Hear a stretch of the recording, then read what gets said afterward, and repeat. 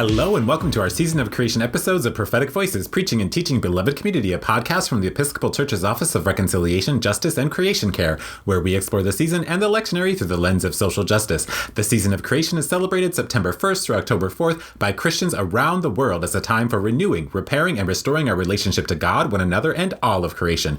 I'm your host, Reverend Shaniqua, Interim Indigenous Missioner, and I'm so glad you could join us. In this episode of Prophetic Voices, we'll be discussing the lectionary for Sunday, September 21st, Proper 20. Our thoughtful guests this week are the Reverend Dr. Leah Shade, who is the Associate Professor of Preaching and Worship at Lexington Theological Seminary and ordained Lutheran minister since 2000. Dr. Shade has written or edited 7 books and is the eco-preacher blogger for Patheos.com. Dr. Shade is the director of a Lilly Grant for the project Compelling Preaching for a Climate-Changed World in partnership with Lexington Theological Seminary, the BTS Center, and Climate Justice Ministries. The Reverend Payton Hoegh, who is the program director of the Center for Spirituality in Nature, a not-for-profit that provides opportunities to consciously connect with the beauty, wisdom, and sacred gifts of creation through guided practice, instructional resources, and a community of care. An ordained leader in the Episcopal Diocese of Los Angeles, he is active in interfaith organizing for climate justice and contemplative formation to nurture wholeness in a crisis-touched world. And last but not least, the maverick Marley Hays, who is a graduate student in English at the University of Virginia, whose work is sustained by the generous and ever-present teachings of ecology. This summer, she has been a fellow with the UVA's Decarbonization Academy, planting forests and meadow patches toward the university's 2030 and 2050 carbon reduction goals. Previously, she worked with the Episcopal Diocese of Kansas at Bethany House and Garden, a 3-acre prairie restoration and produce garden helping to launch the Episcopal Grasslands Network. Welcome, friends. Thank you so much for being willing to be guests on Prophetic Voices for Season of Creation. I'm so glad that you're all willing to be here and share your wisdom and your stories. So, why is creation care and environmental justice something that our church should be focusing on? Well, I will start. And the way I've come to understand it is that caring for God's creation is part of our vocation as Christians. It is woven throughout our scriptures. The biblical writers were based in agrarian societies. And when you read scripture through a green lens, when you have your radar up for that, you start to realize there is so much that is woven in from Genesis all the way to Revelation. Trees, flowers, rivers, mountains. And it's not just a backdrop for the human story. It is part and parcel to the relationship between God and humanity. Creation is part of that because we are part of creation. And so when we preach about biblical texts and we take into consideration our earth kin, we are really giving the fullest treatment possible, understanding how God's love for what has been created, which God called it all good. When we preach with an expansive lens, we realize that we are giving honor to God and to our human and other than human neighbors. Yeah, I would think that was an excellent summary. I would also add that I think that the ecological crisis is one of the defining crises of our time. And there's kind of no end in sight, which is really terrifying. Like the horizon of our experience is really changing. We can't imagine what the end of this change and what climate change will ultimately be in human existence. So I think a religious institution that cannot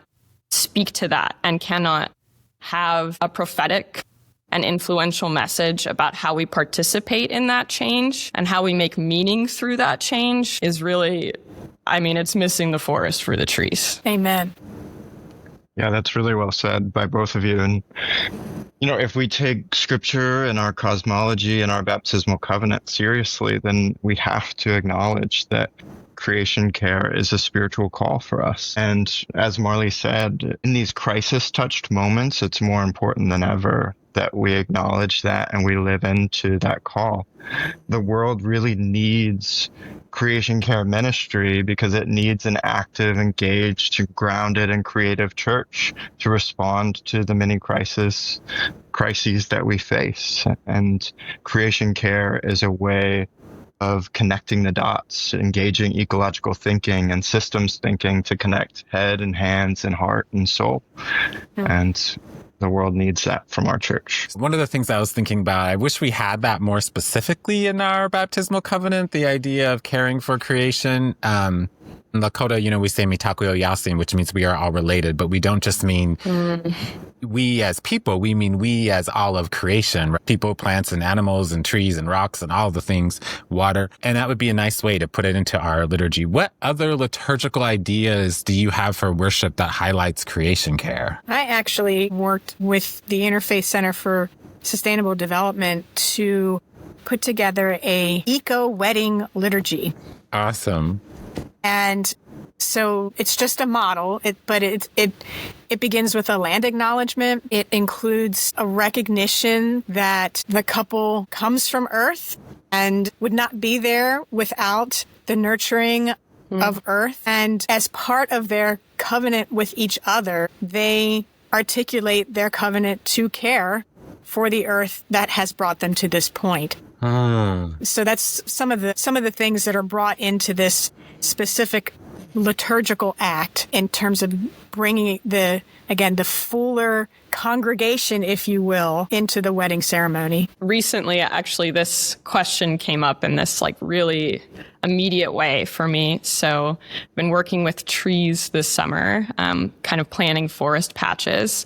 But right across from the house where I live with my roommates, they broke ground on a 7-story luxury apartment complex. And so they showed up with the wood chippers and, we received no notice that this was going to begin. And I mean, this is a small residential street. And I asked them, what's going to happen to all these trees? Yes, all the trees will be cut down.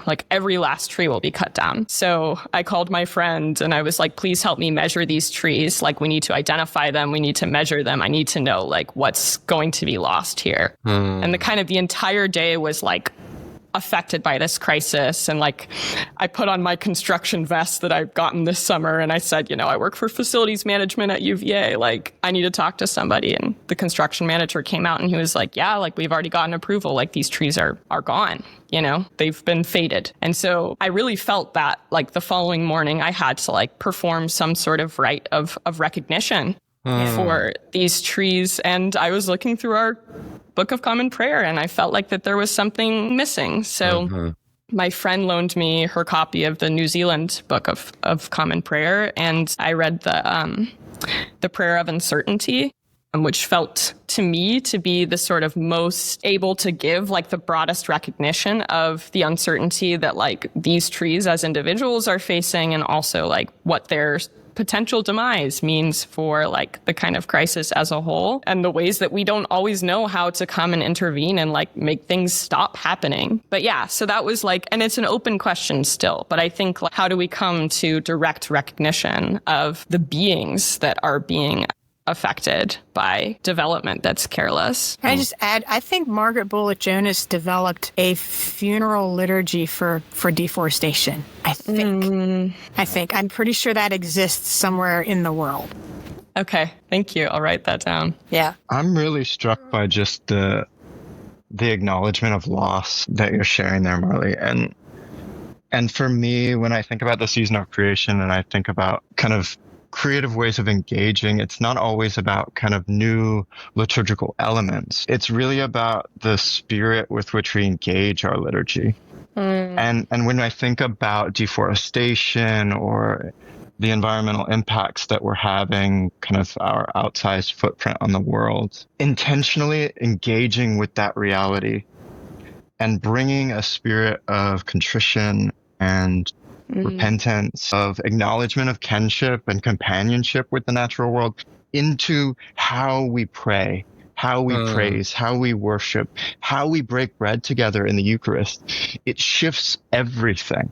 And so for me, it's not always about how do I develop a new collect or a new set of prayers of the people, but really how do I change my heart?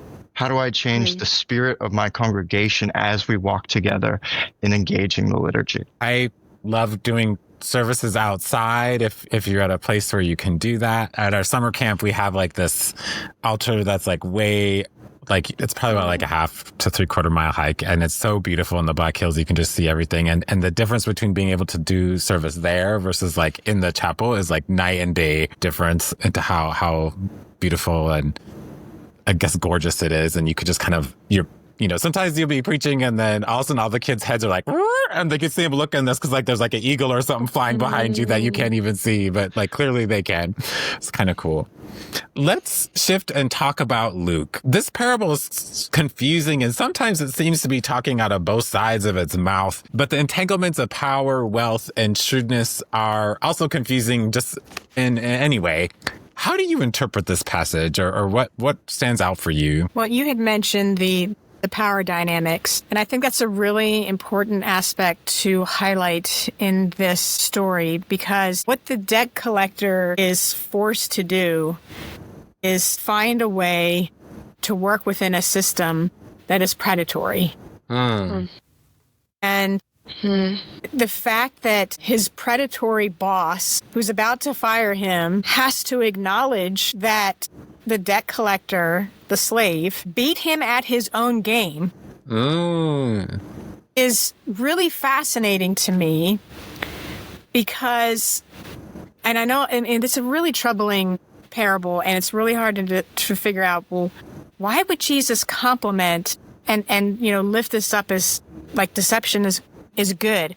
But if we don't understand that the whole system is based on exorbitant tax rates on poor people, and that this debt collector, who knows whether or not the accusations were true, but he's about to lose everything. So he's trying to survive.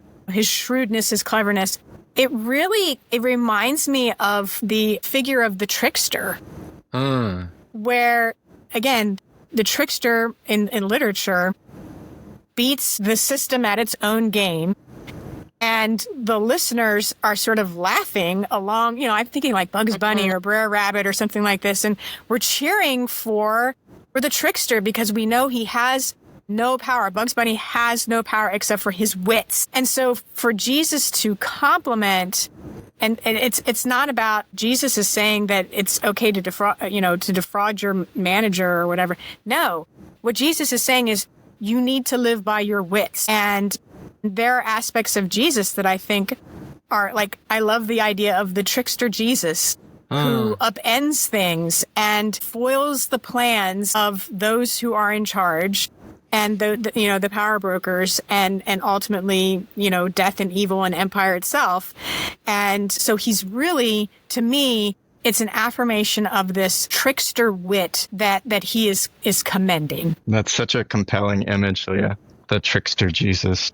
I really love that. For me, this passage really highlights the delicate nature of status and position. When we focus in on the servant or the steward who is going back to the debtors and changing the system, upending kind of the agreements that have been made, it's out of self-preservation because status is being lost. And so that really highlights for us that there is no amount of wealth, there is no title or authority that will keep us from need. And so we've developed these systems of insulation from that reality, and yet they're inadequate. And Jesus names that for us in this passage. And in naming it for us, he's clear on establishing a new concept of how we can engage with this system. He seems to say that if there must be a money-centered economy, if financial prosperity is a reality of this system that we've created, then let it be used to deepen relationship. Let it be used to tie us to each other and be an expression of love and care for one another. Let it nurture that relationship instead of fostering exclusion or oppression and division. And that's really what sings for me in this passage. Despite kind of that trickster nature, despite this kind of uncertain kind of morality around the steward or the servant, it really, really demonstrates the ways that the system can be upended. Yeah, I think I concur that this is both about status and it is also about the cleverness of this manager or steward. And I think I had trouble with this passage when I first read it. I was like, oh, yeah, what are we doing here? What's going on here? This is a tricky one. And I think there's something also about in the position that he's in where he's like about to lose. what he has. Like, he doesn't try to reconcile himself directly with the person above him in status, right? Like, he reconciles himself to the people who are in an even more precarious financial situation than he is, and helps them out by alleviating some of their debt. So I think there's a message there too. Like, it's like, in this broken system of, commodified exchanges, right, and debt, like, how do we reconcile ourselves in hierarchies? And I think, working charitably, towards people who are of fewer means is one of the messages here.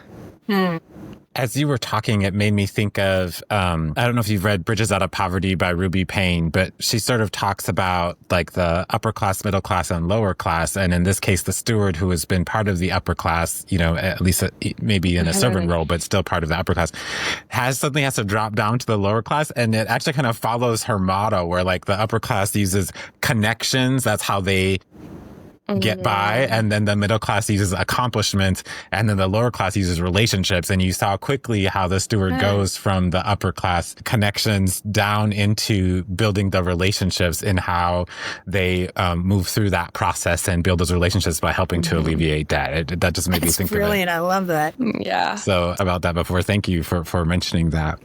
So we are called to serve God as opposed to wealth, but so much of our world and our churches need or use wealth to be sustainable and do their work. How do we negotiate that tension? I always think that's so funny, because we're like, a lot of people will preach on Stewardship Sunday or whatever. They'll be like, the root of all evil. Money's the root of all evil. And then they'll be like, but you can give us your money, make yourself feel better. I always think that's such an interesting tension.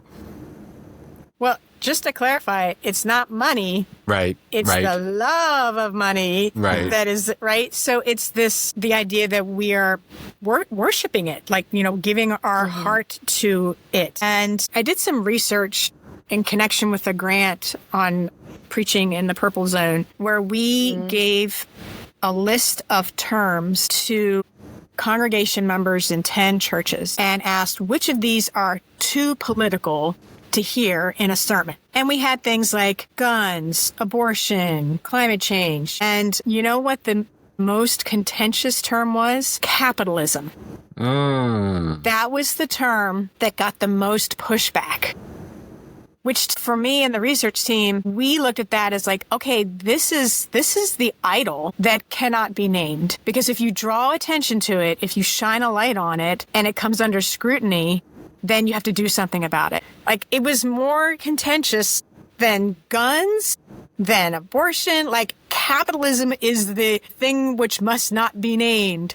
Wow. So that, to me, like, that's where our hearts are, really. And so drawing attention to that is really taboo. So when we think about this, you cannot serve two masters. Yeah, that's right.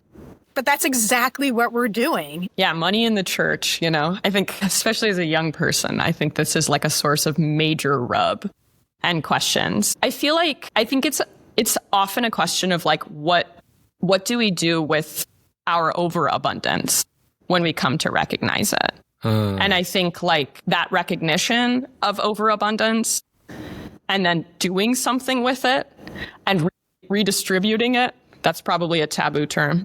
Under the mantle of capitalism as the most taboo, right? But like, what do we do with our overabundance? I think is a question that like the church can be positioned to answer well. We can establish like healthcare funds, like emergency healthcare funds. We can allocate resources to restoring the land that the church is privileged enough to call home. There are things that like overabundance can be used for, but I think there has to be a recognition that the means can be distributed. I'm wondering about how we recognize our overabundance, because I think so often we always compare up, we don't compare down. And so like, like the church that we have churches here in the Diocese of South Dakota that have no running water, no electricity, and no heat. That's just how the church is. And so, of course, they're going to be comparing themselves to the churches that have those things. And then you've got the churches that have those things that are like, oh, we want a new blah, blah, blah, blah parish hall. And they're going to be comparing themselves to the church that do, or another church I know wants the electronic sign with all the glittery lights that like can draw pictures and stuff, you know. And it's like, we never compare ourselves. How do we recognize when we have that overabundance? I think the earth is a good teacher, you know?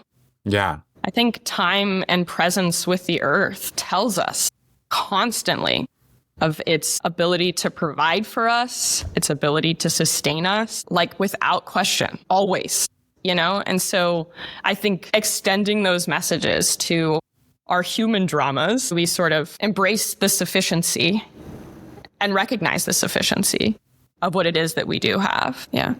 I wonder too if different kind of metaphor, and I love nature as teacher, when cells in the body produce, it's called cancer.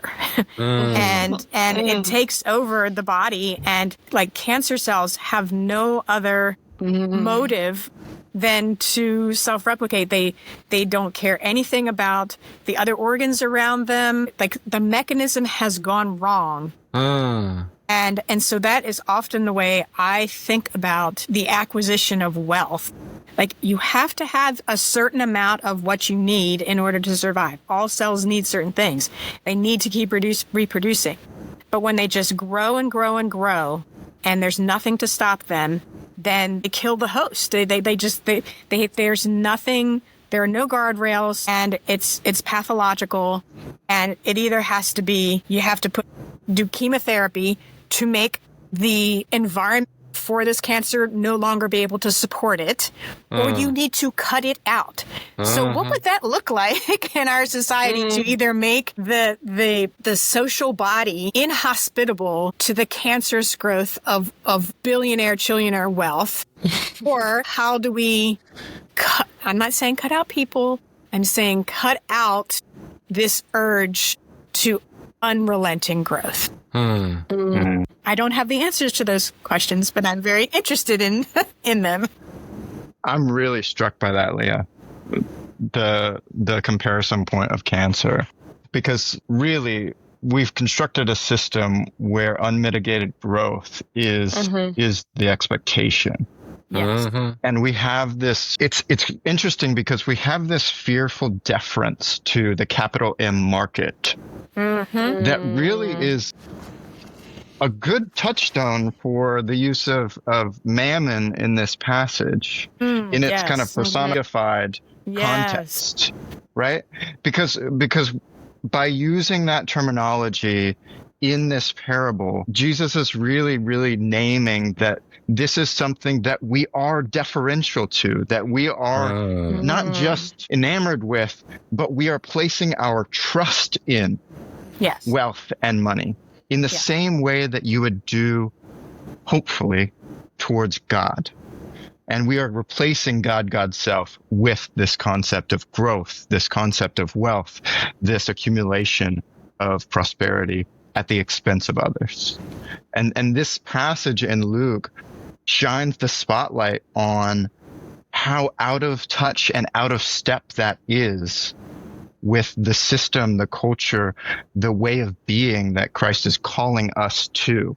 And so the taboo of capitalism and wealth and even that kind of fearful word of cancer that, Leah, you brought into the conversation really creates this beautiful tension between these kind of fearful elements and a God of rich abundance and generosity that calls us into the same for each other and for this whole earth and creation. Right. So then, I just finished reading Robin Wall Kimmerer's The Serviceberry, and the whole theme is about gift economies, where it is the flow of abundance between and among human neighbors and our neighbors in creation that enables flourishing for all. And when that gets stopped up, when that flow gets stopped up because it's held by one entity, then eventually everyone suffers. Those who have the power to hold on to that wealth are insulated for a little while, but it simply cannot sustain itself. So what I think Jesus is saying here is that it's not just about our priorities. It is about our fundamental worldview of what makes life work. And so what the trickster here is doing is saying, I'm going to find a way to redistribute wealth in subversive ways. I mean, that's what he does. He takes what would have been accumulated by and held by the owner and just like flushes it out. And there's nothing that the man on top can do, because if he tries to say, oh, wait, no, we can't do that, then we've got the honor shame thing going on, and he would bring shame to himself. I mean, he was brilliant in the way he did this, and he redistributed the money, and he allowed flourishing to happen like from the bottom up rather than top down, or from bottom up rather than top down. This kind of makes me think of the Lakota concept of wealth. We don't have the M market idea. For us, wealth is based on how much you give away, never on how much you own. And so it's kind of, it sort of has that redistribution built into it. I love that we're talking about gift economy, just because I've been reading Lewis Hyde's The Gift, and it talks a lot about gift economy as well, kind of a good supplement to Robin Wall Kimmerer's work.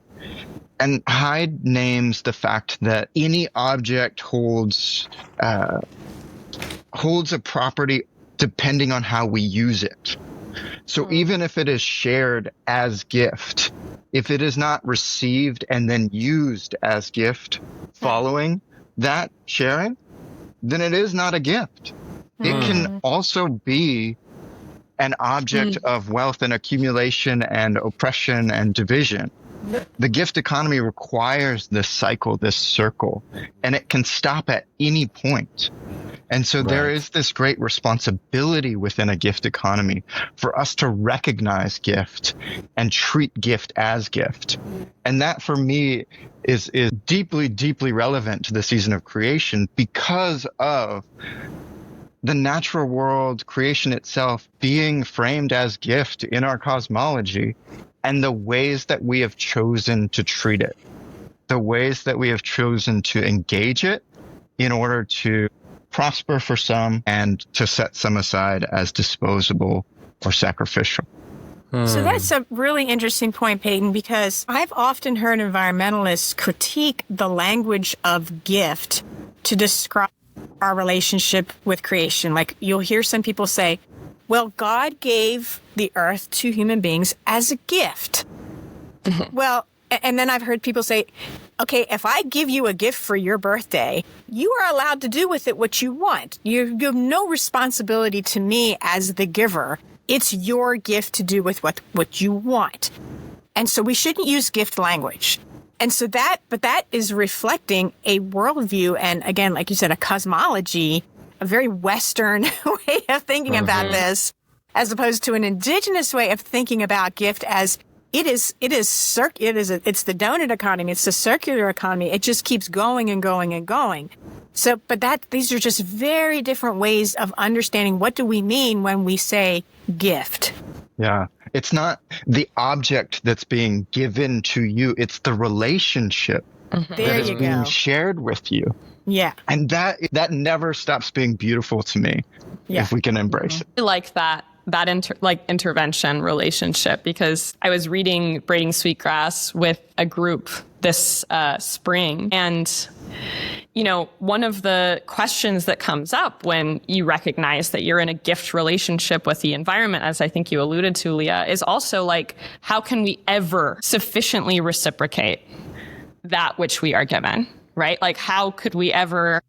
And that doesn't mean don't try, right? But like, that's where maybe like burnout comes in, because you're like, wow, nature is so abundantly creative and like overabundant and what it provides us, like how can we reciprocate? And I think that's where we need liturgy, and that's where we need ceremony, and that's where relationship comes in, and that's where I think grace comes in too, because it's like recognizing that as human beings, we have a certain number of faculties and capacities with which we can be in this relationship, in this gift economy. And yet, like, we also maybe do have to recognize that, like, there is, like, it's not necessarily a not enoughness. Like, I think we are enough in Christ. Like, we are enough as we are in our creation.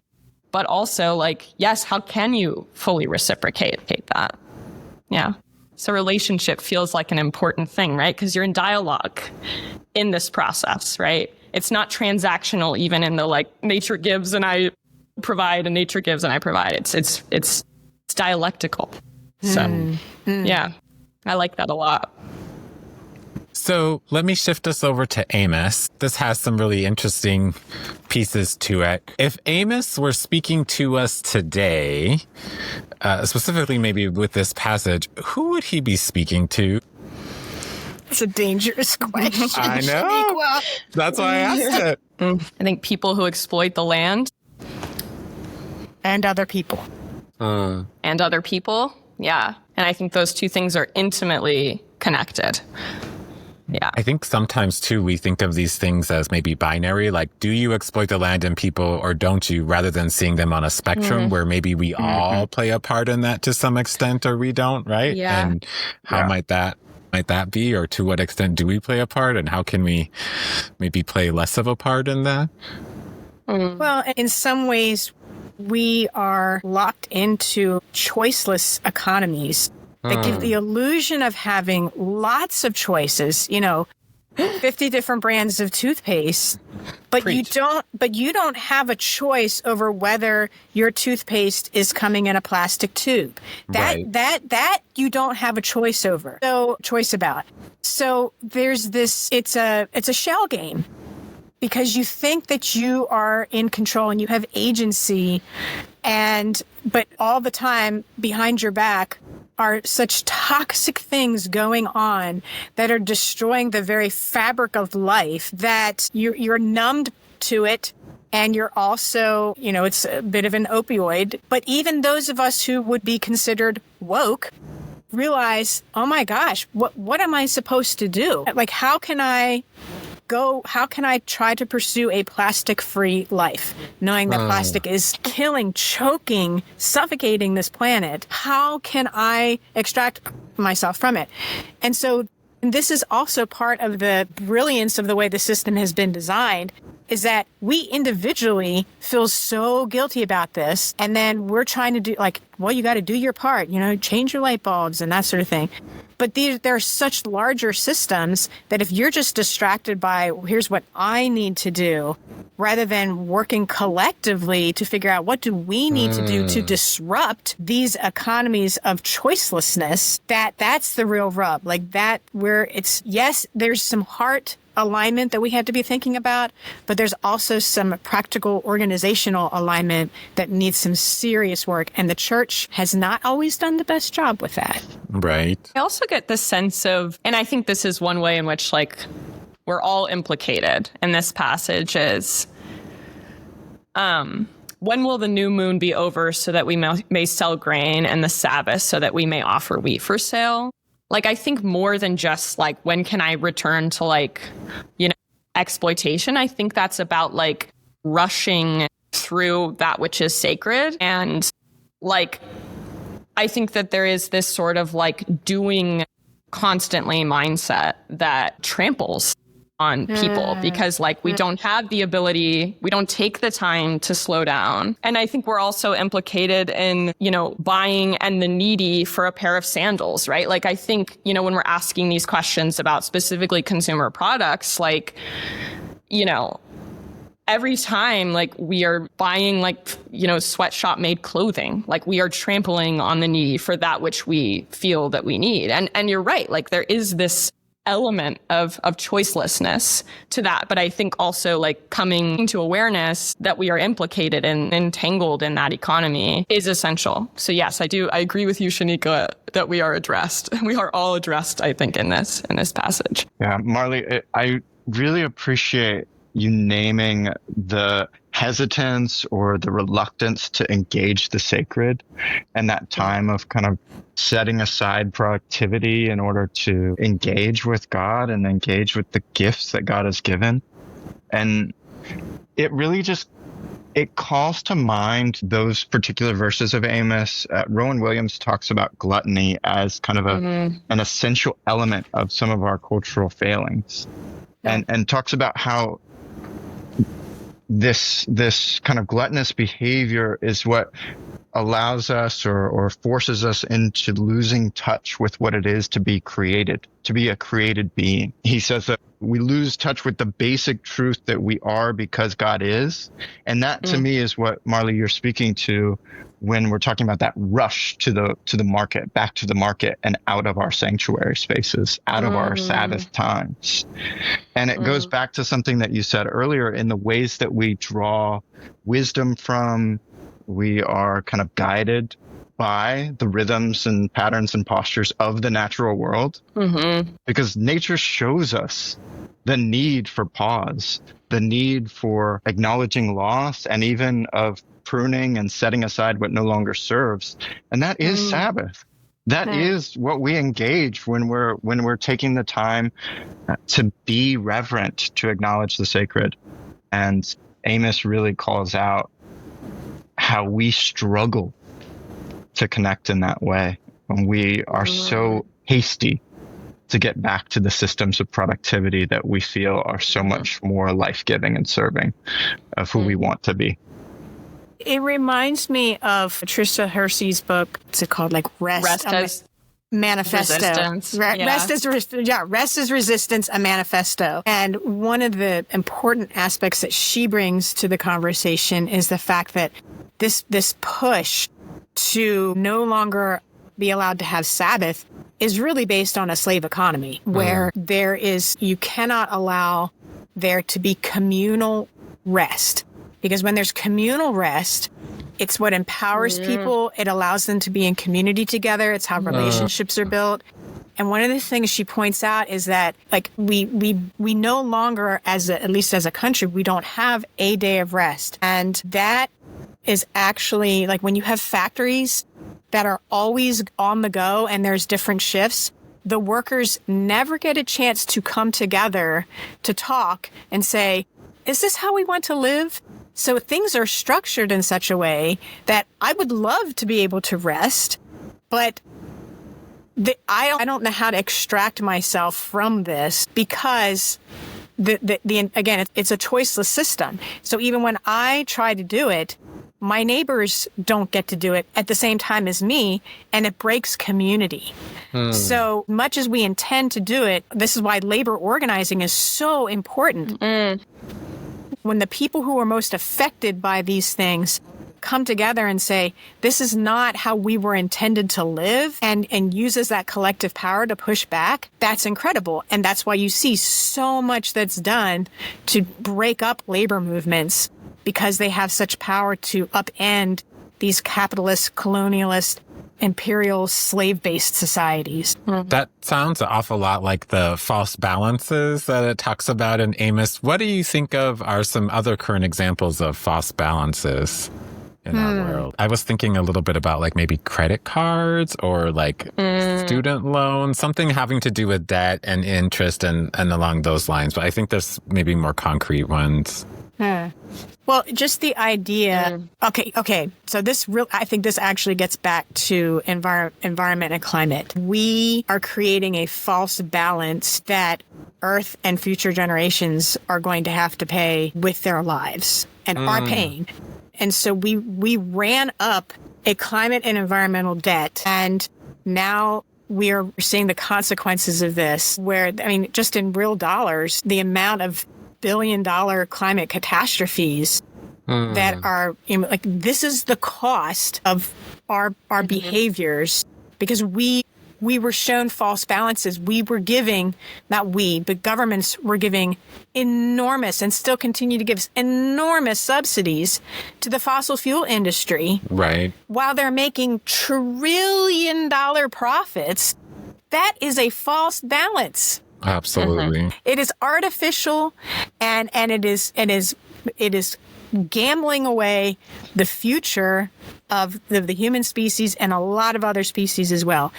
Is really an example of deceit with false balances. I would add to that, I'm thinking back on the, destruction of the trees for making this luxury apartment complex, and something that the GM told me. He was like, well, this is also about housing. This is about like being able to house more students, which of course, like by and large, these will only be wealthy students. And this isn't going to increase the overall stock of like affordable housing in our community.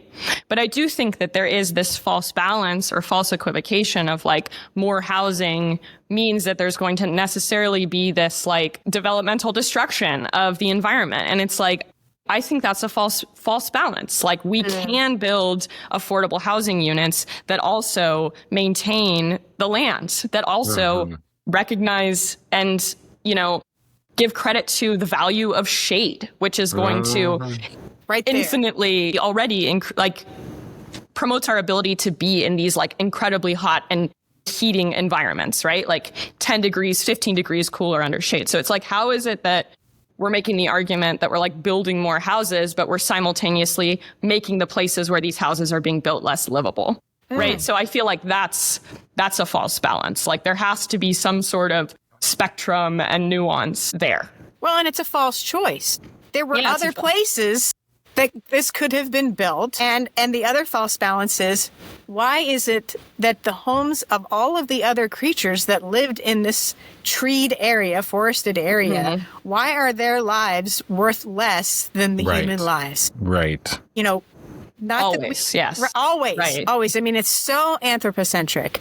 And that, too, is a false balance. I love that you're bringing into the conversation this choice that we have of how we kind of respond, how we receive things.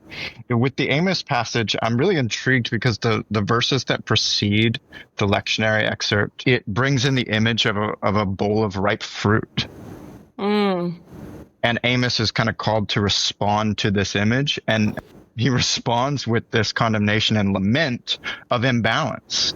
But the bowl of fruit, it's kind of a word play on kind of impending kind of judgment or destruction, but it could also be abundance. It could also be kind of the rich fruits of the land that are ready to be shared. But Amos knows that there is this imbalance that exists in the systems. And there is a choice there of how we receive that bowl of fresh fruit. It could be a sign of impending judgment for the ways that we've treated each other and the world, or it could be this call to generosity and compassion and to contributing to a system of wellness and mutual thriving and abundance for all. So this passage speaks of a destructive and exploitative economy, which we've kind of all talked about. What would a restorative or reciprocal economy look like, especially how might we as the church start or begin lifting that kind of economy up?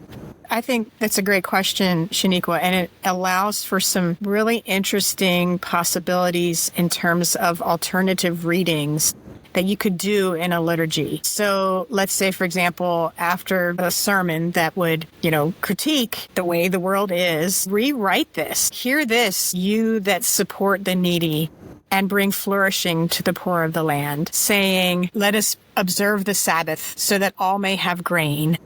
And we will ensure equity and restore the balance and provide for the sandals for the poor and the wheat. The Lord has sworn by the humility of Jacob, surely I will honor all of their deeds. Like, wow, wouldn't that be nice to hear from them?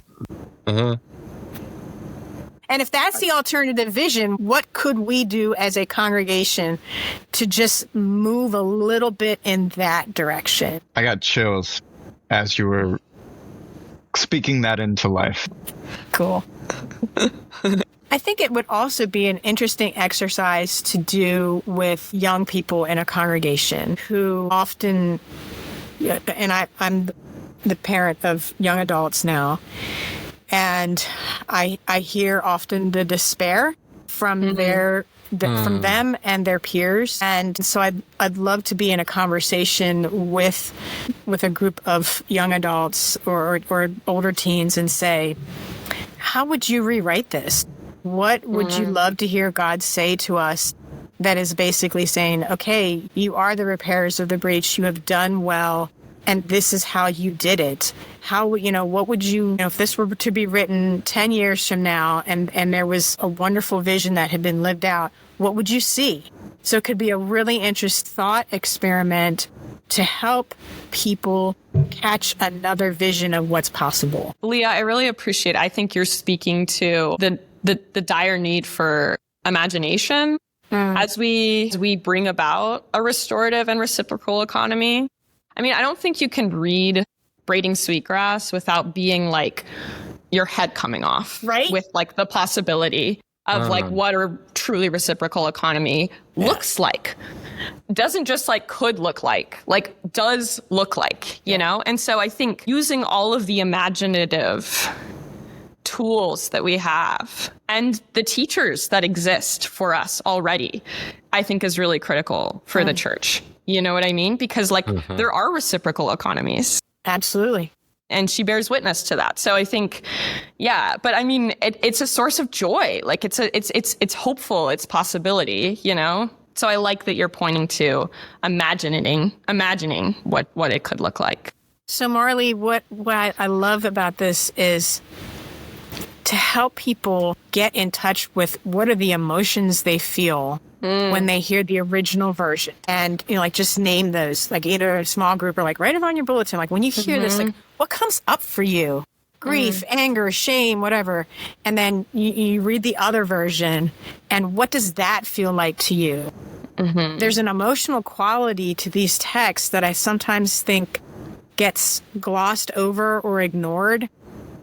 Because we just kind of rush through the worship service and, go through the motions. But I think what you're talking about allows people to really connect emotionally with what all of this means and could possibly mean. So I love that direction that you went there.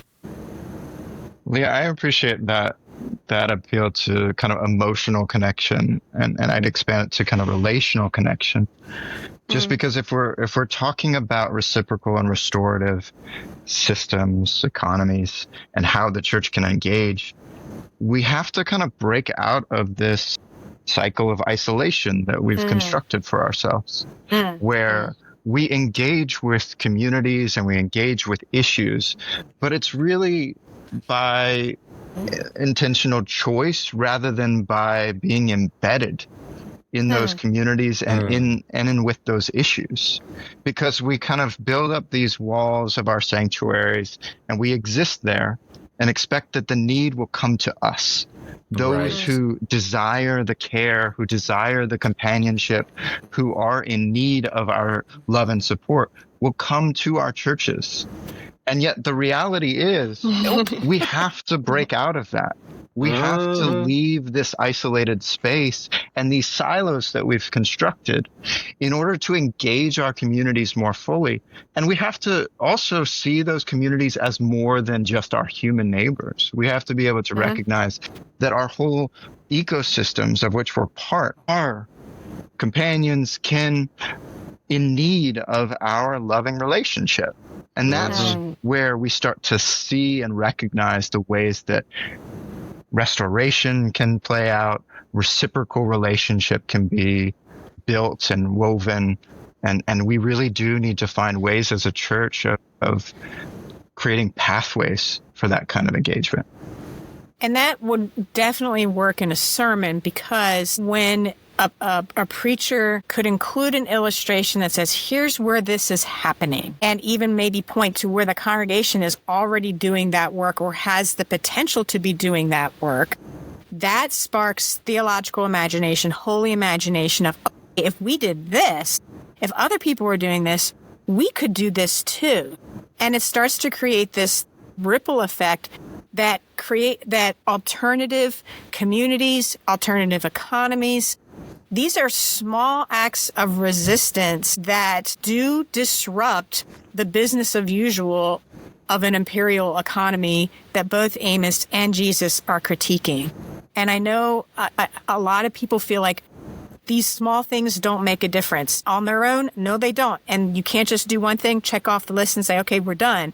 This is part of a larger movement that we are linking arms with others who are doing this in their specific locations.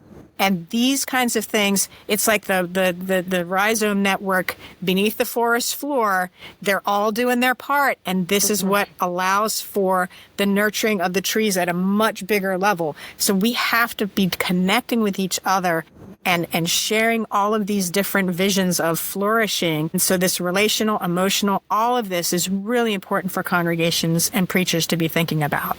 I was just going to kind of recall what Shaniqua had brought up earlier, and these kind of vertical structures that we've created in the church, where, churches are often trying to get by economically, and we're some are looking upwards to say that we want to reach this status, or we want to reach this kind of financial reality for ourselves, rather than looking downwards. But Leah, what you've described is a dismantling of that structure for something far more horizontal. It is an expansion outward and inward. It's a movement towards depth rather than towards kind of hierarchical progression. And I think that we as a church have to be able to embrace that sort of thinking and those models for engagement so that we can serve the world in the ways that we're called. Yeah, Shaniqua, the image of the flashy lights that draw pictures, like that's a different kind of vision that we're not really talking about. Right. Right? So I love that illustration. But go ahead, Marley, you were going to say something. I was just going to add that I think, like, as complex as like this movement is, like, by necessity, I also think that like language and like the subtlety of language really encodes reciprocal relationship or not. And so I'm thinking about like my church, like one Saturday a month does church with the forest. So we go out and we have church with the forest. One might ask, why not church in the forest, right? Like, isn't the forest a place you go? But no, like, we are communing with trees. We're communing with the organism that is the forest. And really, I think, again, Robin Kimmer, her essay, Grammar of Animacy, really pushes on the ways in which specifically the English language delimits our ability to express the fullness of life. It's an overwhelming charge, right, to deal with. This is the language that we have inherited and that we're using. And at the same time, I see that as a really hopeful challenge to be creative about the ways in which we give and breathe life, the life that God has breathed into the world with our language, and bear recognition of that. And I think that can be really small. Like, that small shift, I think, is really powerful. Yeah. That's a good word for preachers right there. That's great. So what tips do you have for preaching proper 20? The ones that I sort of am gleaning from everything that folks have said. Well, yeah, I love the idea. I have a small congregation, one of them, and they love preaching in the round where like you have an introduction and then you just kind of give them a focused question. So I love the idea of doing like Amos and then redoing Amos in this sort of opposite way, and then kind of asking them, what would it take for us to get there? What would that look like? And I think, and then you have to write some sort of closing, but I think they would like that. The other one I thought of, I can't remember now. Anyway, it will come to me. Go ahead. What tips do you have for preaching? Just review the tape. Well, I'm not ordained, but I feel like there is a theme running throughout both of these about relationships and the ways that we engage with others. And that seems clear to me that there is this question of imbalance. And so to the extent possible, trying to parse out, like, how do we balance relationships, not only with other human beings, but also with creation, seems resonant here. That made me remember what it was. Thinking of the idea of having trickster Jesus or having a trickster. And in Lakota, we have this word wo lakota, which is when all things are in right relationship with ourselves, with each other, with creation, and with God. And tricksters sometimes are there to help us, to show us, usually by helping us fall on our faces, what mistakes we're having and how kind of guide us back toward right relationship. And anyway, that would be one other preaching idea. Yeah, it's preaching as burlesque. Right. Right? It's Chuck Campbell's Preaching Fools. In what ways does Jesus use humor and burlesque and just over-exaggerated stories that get people's attention, draw attention to things that can't be named, but now because of this really interesting story, we're going to talk about it. Yeah, I love that. That's great. I mean, Proper 20 is a challenging set of lectionary texts. It really is. And yet, I feel like there's this beautiful invitation in it to be bold and to really name reality as it is, so that we can really, really deeply examine it as a community. The reality of structural imbalances in our systems, the honest truth of how we have treated each other and the world. And I think it's providential that this is part of the season of creation, because there's also this invitation for us to really engage the text with creation, with the patterns and the postures and the rhythms of the natural world that might guide us out of this system and structure that has been failing us. And that requires preaching that is bold and honest. And it requires us to call our communities to that same sense of boldness in responding to the calls of the text. I might add also, I wrote this down after reading Proper 20. This is from Natalie Diaz. She's a Mojave poet. This idea of co-creation and participation and boldness. She says, "We are the flesh manifestation of land's and water's dream. In this reciprocal dream, we must also do the dreaming. From within the created world toward the world, we must help create." Wow. Yeah. That's good. Yeah, it was rattling in my mind, I think, after reading these. And this felt like a moment to share that. Yeah, I really recommend her stuff for the listeners. Yeah. Thank you. Thank you so much for being guest, sharing your wisdom and ideas and all of this. I know I greatly appreciate it, and I know our listeners do too. So thank you so much. Thank you. Thank you so much, Shaniqua. Really appreciate it. Thanks so much.